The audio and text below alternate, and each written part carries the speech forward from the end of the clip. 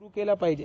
विशालगडच्या अवतीभोवती जितके लोक विशालगडच्या परिसरामध्ये स्वतःचं पोट भरू इच्छितात, म्हणजे ते झुणका भाकर विकणारे असो, पिठलं भाकरी विकणारे असो, ताक मठ्ठा लिंबू सरबत वडापाव विकणारी लोक असो, तिकडे वर जाणाऱ्या लोकांना सेफ्टी फर्स्ट एडचं काम देणारा असो, कोणाला इजा झाली तर मलमपट्टी करणारी लोक असो, किंवा छत्रपती शिवाजी महाराजांचा इतिहास सांगणारे सगळे साहित्यकार, टुरिस्ट गाईड, हिस्टॉरियन्स, इतिहासकार हे सगळे असो, ही सगळी लोक छत्रपती शिवाजी महाराजांचे मावळे आहेत। ते कोणत्याही धर्माचे असो, ते कोणत्याही जातीचे असो।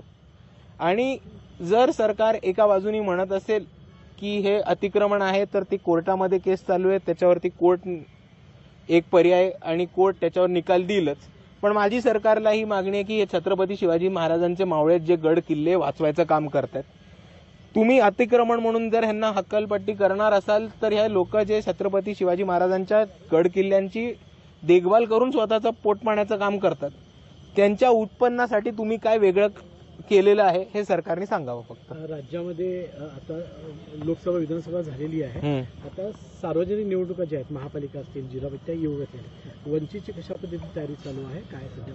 वंचितची जोरदार तयारी चालू आहे आणि तुम्हाला येत्या निवडणुकीमध्ये ते दिसेलच।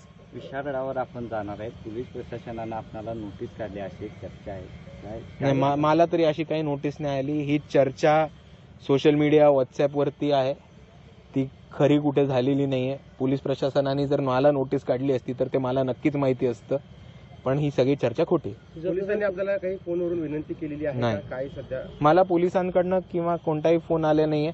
आमचे सहकारी हे लोकशाही मराठी ऐका, पहा, जागरूक रहा।